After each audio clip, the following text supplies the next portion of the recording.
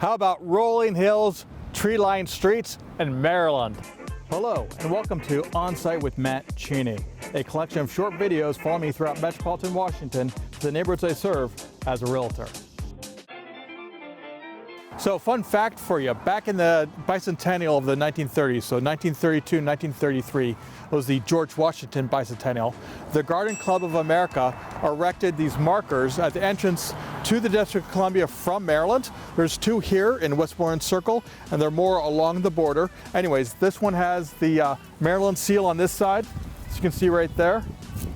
And if we go around to the other side, they have the seal for the District of Columbia. Pretty cool, right? So if you want to have great access to the nation's capital, but you want to live in Maryland, this part of Bethesda might very well be the neighborhood for you.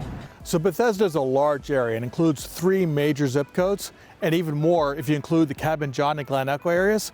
Today we want to take the time and introduce you to 20816, the zip code, the part of Bethesda next to DC. So this part of Bethesda includes some spectacular residential neighborhoods. To name some of them, Brookmont, Glen Echo Heights, Glenmar, you have Green Acres, there's also Westmoreland Hills, Springfield, Sumner, just to name some of them. We want to give you kind of a feel for the geography that makes up 20816.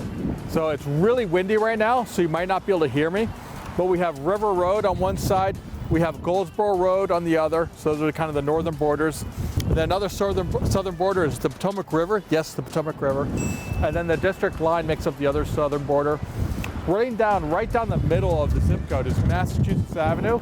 This is the same road you can take down into DC to DuPont Circle, Union Station, and Capitol Hill. Let's talk some real estate. There were 198 single-family houses to sell this past year in the zip code. The average sales price, $1,381,000. Listen to this, the average days on market, 18 days. That's hot. So the most expensive house to sell this past year in the zip code 2816 was for this 12,000 square foot stately red brick home. The home has 6 bedrooms, 8 full bathrooms, 3 half bathrooms. It's sited on almost 2 acres with views up and down the Potomac River. I believe the architect was Frank and Lawson and the interior designer was Daryl Carter. Some colleagues of mine at my firm were the listing agents, and it sold for $15 million.